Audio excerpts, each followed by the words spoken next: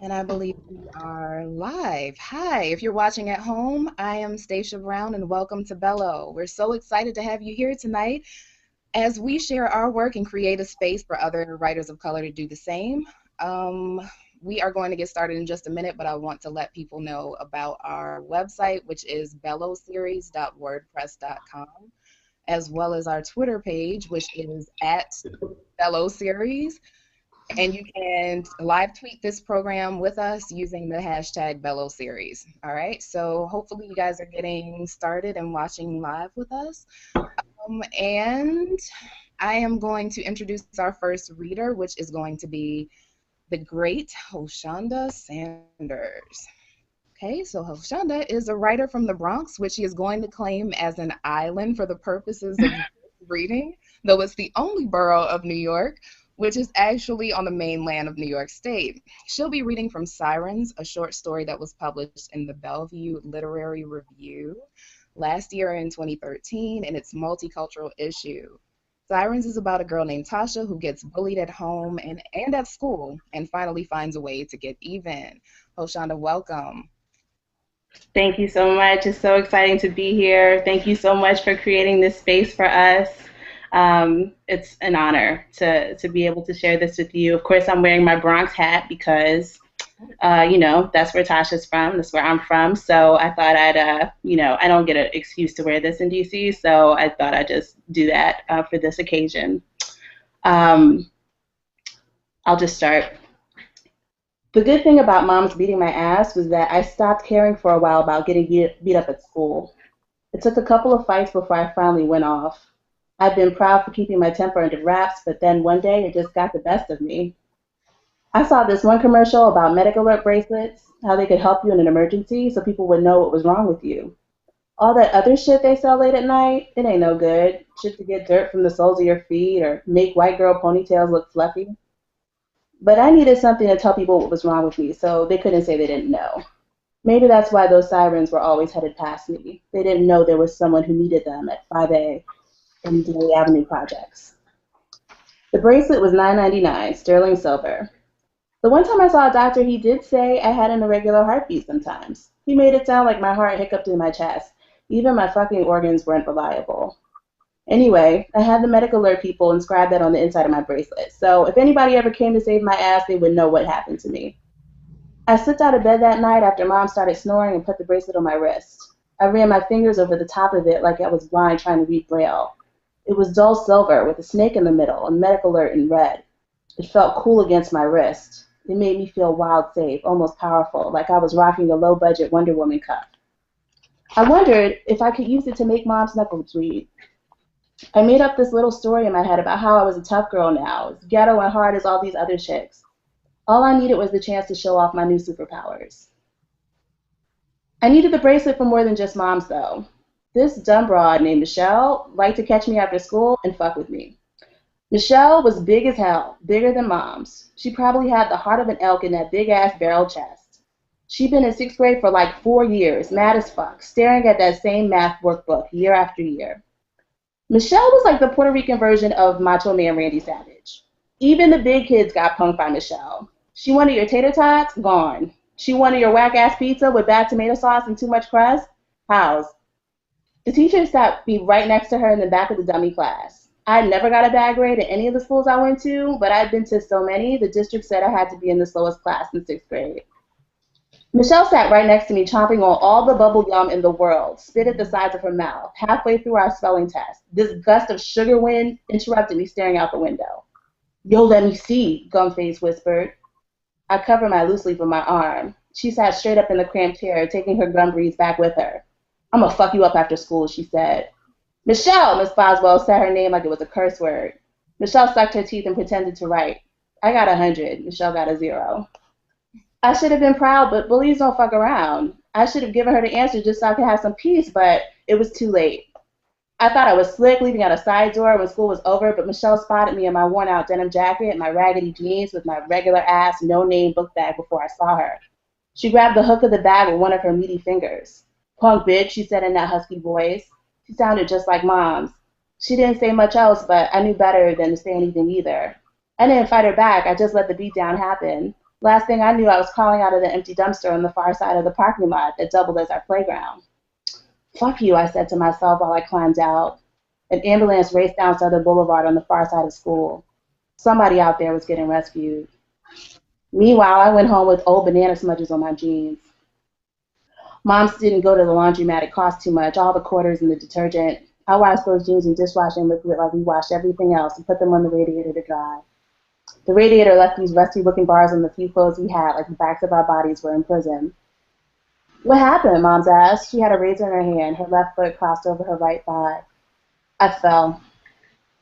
Girl, be careful, she said, and she went back to slicing off the rough skin on her heel with the razor. That bracelet seemed to work, though. Maybe 2 weeks passed, and Mom was calm, and we didn't have a test every minute. So I'm thinking that the red snake on the bracelet had power, even if no one noticed me wearing it. Nichole cornered me in a stairwell one day on the way out of school anyway, just for fun.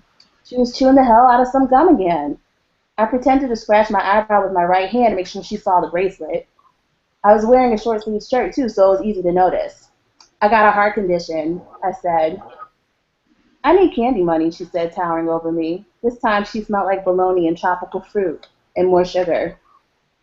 All I got is pennies and food stamps, I said. Oh, snap, you on welfare? Her chubby face had a hint of pity in it for a second. Then she busted out laughing. Welfare, kid? I wanted to call her retarded. Stupid bitch, you've been left back since kindergarten. You gonna be a welfare queen when you grow up. That's what I wanted to say.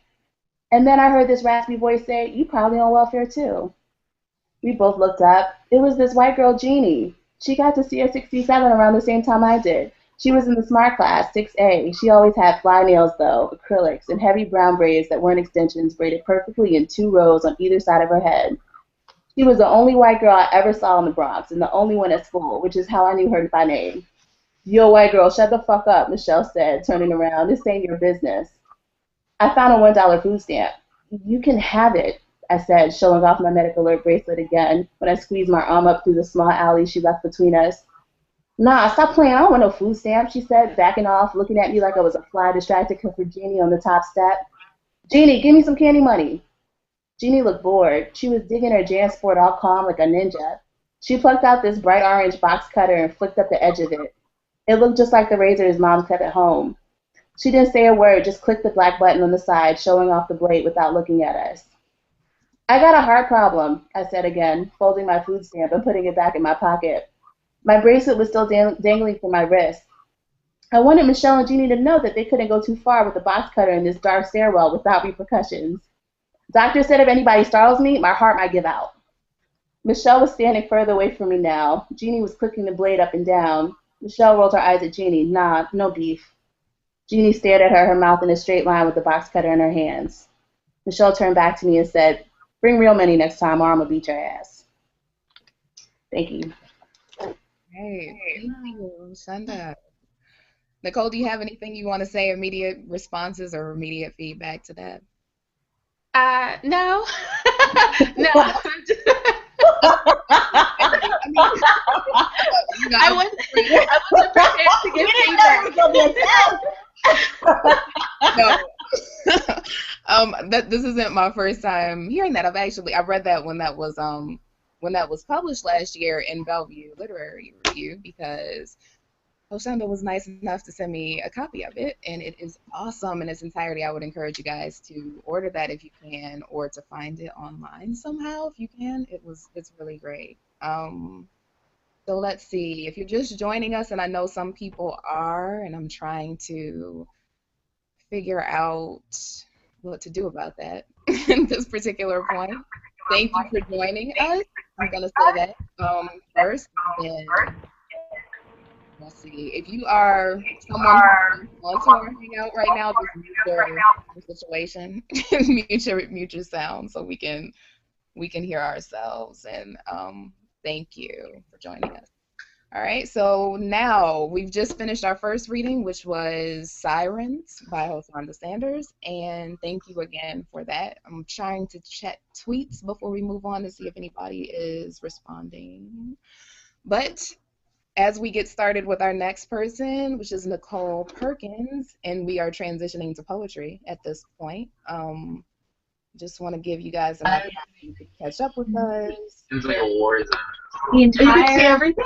We saw like 8 different fireworks shows. Can you mute yourself? Oh, Um, I'm trying to meet people as they come on. Thank you. Yeah, help us out by muting yourself if you're joining us. Thank you so much for joining us, though. I really do appreciate that. All right, so Nichole, let's see. I am about to introduce you now. All right, Nichole Perkins is a native of Nashville, Tennessee. She writes short fiction, screenplays, and pop culture criticism, but poetry has always felt like home. Her pop culture criticism can be found at BuzzFeed, Think Progress, and the cafe section of Talking Points Memo. Her blog, Tennessee Whiskey Woman, which is tnwhiskeywoman.com, houses other creative work. She loves Prince, even when he doesn't love her. Nichole, welcome. We're really looking forward to you reading your poetry with us tonight. Thank you for sharing. Thank you for inviting me and having me here. Thank you for everyone that's turning in. Okay, so I'm going to read 4 pieces. The first 3 pieces are, I guess they're a series of work about people from elementary school here in Nashville. So I guess I'll get started. Can you see me okay? All right. Okay. This first poem is called Tamara. Tamara was the Flojo of elementary school. If you were lucky, you'd catch a glimpse of her trailing hair before she reached the designated finish line. The boys constantly challenged her, pushing the end point farther and farther, demanding she tie her hair back. No, leave it loose. Now run barefoot. Stupid, stupid boys. Tamara lives in a place where you had to sometimes run barefoot, in the dark, running until your grandmother pressed a cool cloth against your forehead and gave you a nip of the special hot tea something told her to make for you. The tea tasted funny and strong and smelled a little like the reason you were running, but it allowed you to fall asleep with your grandmother's hand on your chest. The boys would line up to race Tamara, giving her no rest between. She knew how to pace her breathing, knew how to hold her breath and disappear. The boys were nothing. When she beat them all, there was always one who'd yell in her face and try to push her down, but Tamara knew how to deal with that too. She never got in trouble. The teachers, with their mouths slashing their faces and their bright, angry eyes, never sent Tamara home. This next piece is called Sylvan Park Elementary, and that is my elementary school. Sylvan Park Elementary. We lived between Fisk and Tennessee State. My new school wasn't far from Vanderbilt. Red-headed, freckled girls cheated from me, then asked how I got in the gifted class. Blonde girls brought green things to lunch. I had a little orange ticket. These girls Band-Aids were made for always asked to share my pizza. Celery with peanut butter was not a fair trade. I only said yes once. I always sat with Ellie and Maggie and Holly and Sarah at lunch. They smirk at my bus partners at their separate table. Every day, Nakia and Titi, Patricia and Rotunda showed all their teeth when I joined them at recess. The Band-Aid girls played silly shit like Castle, pretending to be asleep until a prince, always another girl, boys weren't allowed, kissed them awake. But us Bustin' girls, we played with boys, throwing them down hills made with smooth playground gravel, brown gold like some of us, laughing when they grabbed our ankles and we fell, our mother's ponytail artwork unraveling as we did, real live Jacks and Jills, broken crowns and stinging pink white knees, our eyes closed from joy, never in hopes of rescue. And this last piece is about kindergarten, and it's entitled On Red and Blue Foam. The teacher turned off the lights and left the room. When she'd returned, she smelled of burnt milk and sugar, her fingertips of flame and spit. Before she'd leave, we closed our eyes too tightly, lids twitching, fingers still jumping. She didn't care. Even after the door snicked, we girls kept our eyes closed, licked our lips cooled dry from muted hope. Pierre, Mississippi Red Pierre, his hair curled tight onto his scalp, a pineapple of sandy kinks, kissed us. He'd circle the room 3, sometimes 4 times, a hand on our forehead, his lips sideways, our mouths becoming rough, giggly crosses. After the second day of naptime kisses, he brought in a handkerchief his grandfather said all men should carry. He'd wipe his mouth between girls, a gentleman in the making. And my last piece is called The Drummer. It has nothing to do with elementary school at all. Okay, The Drummer. Your hands are small. You tense, waiting for me to call you dainty, but you are inelegant in your smallness.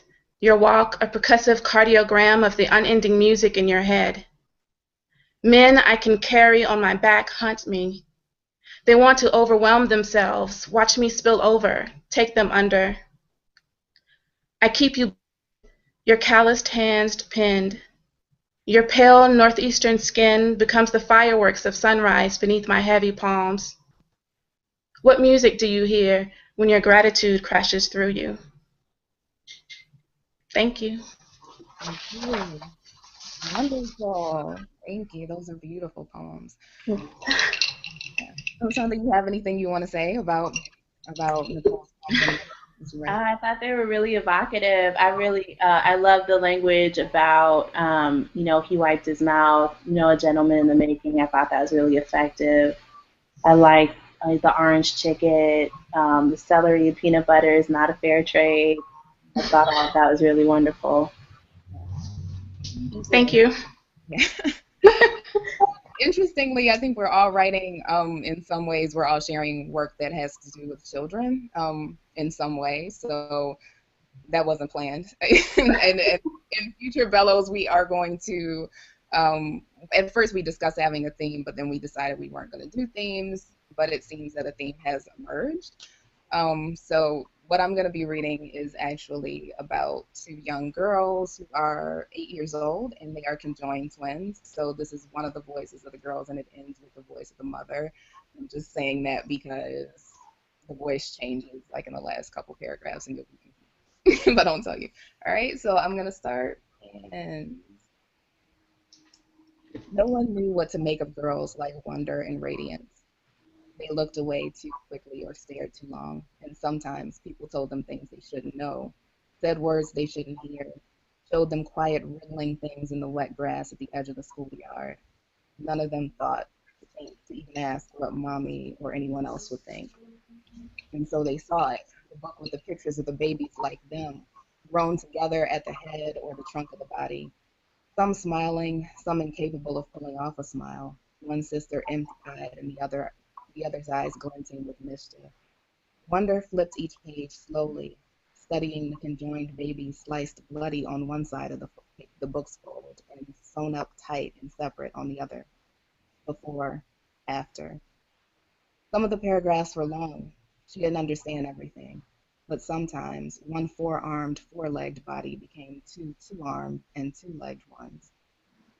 On the other pages, a pair of siblings became one hobbled boy, and on others still, the story of both brothers or sisters was as simple as something Mommy would have whispered as she spelled D-I-E-D. It was Miss Marjorie, the new school librarian, who had pulled them aside after 3rd grade story time and showed the book to them. School had only been back in session for 3 weeks. She puffed out her chest like she was proud of herself for talking to them without getting grossed out, but her smile was too tight, her lips too grim. One knew weak stomach adults when she saw them. Sometimes Mommy was one. The book belonged in the science section. It was kept wedged between other books that showed how the body worked. The digestive and excretory systems, a crudely drawn book with colorful pictures of talking carrots that eventually decomposed into talking poop. The 5 senses, why we hiccup, why we sneeze. But it didn't really belong in their library. It was for much bigger kids, maybe even grown-ups. Miss Marjorie said she donated it and that it was from her personal collection. Wonder and Rady just stared at her when she said that. but she looked like she wanted to take a bow. It's mostly just for you girls. It's here whenever you want to look at it. She waited again, and Rady let out a watery belch, which made Wonder giggle, remember her manners, and excuse them both. But 3 days later, one dragged Rady back to the library. They waited until Miss Marjorie was holding court in a circle of first graders, and one swiped the book when no one seemed to be looking. When Wonder asked Mommy about hospitals and how they sometimes knew how to pull twins apart, she took the book with her as proof. Mommy, one had called through the house after school. Rady, whose legs didn't always move as fast as her sisters, scurried double time to keep up. She made her own voice a croaky echo. They sounded a little like crickets, a little like frogs. Mommy didn't answer. They started in the kitchen, took the hallway toward her bedroom, knocked on the bathroom door. Eventually, they found her curled up in the big living room chair by the window. There's someone who could fix us, one cried. Rady beamed beside her. They waited and waited for their mother to look up. When she did, her eyes were swirly and hard like marbles. They waited again while she scribbled things down in the book she always carried. She took a sip of tea and pulled the purple ribbon into the fold of the pages before closing them. They waited till she pushed the book onto the side of the table. She stood and loomed over them, a tree giving cool and creepy shade. She lifted the book from one's hands without looking at it. Rady beamed after she got her kiss, a bud of lipstick planted on her cheek. But when Mommy kissed one, the girl got goosebumps. Fear snuck up and took over her like it had earlier that day, just before Jason Tynes and his other fifth-grade friends took up rocks and hurled them at her and Rady as they ran toward home. Sweeties, Mommy said not unkindly, you don't need to be fixed. Now it was almost summer. They never saw the book again, and by Thanksgiving, their school had gotten another, quieter librarian. This new baby was an opposite, creamy-skinned at birth where the girls had been jaundice-yellowed, big-lunged where the girls had barely whimpered, conventionally beautiful, not fused-bodied or lazy-eyed. He did not require unordinary accommodation. Sloan could stroll into any Target or Babies R Us and buy onesies for him right off the rack. It wasn't hard. 18 months, 24 months, 2T, disposable diapers. He was singular in need and in joy. She did not feel divided or provoked when he lay in her arms, and sometimes, in fact often, when she rocked him, she wished quietly, hungrily, guiltily that he was all she had. That's it. Okay, so we've all read. Yay, our first Bellow. Yay! If you want to be part of future Bellows, we are just getting started, and hopefully next time we will be more promotion will be done and more organization will be done in advance. All right, our links will work properly and we'll be right on time. But this was a great start, and thank you so much to Nichole and Joshunda for joining me in this very first Bellow. It will be available for you to watch right after this. If you are just tuning in or you missed the beginning or anything like that, I'll send out a YouTube link as soon as we stop the broadcast. All right. Any last words? Jason. Yay. All right. Thank you. Thank you. Yep. Have a good evening, everybody. Thank you for joining us. All right, you too. Bye. Bye.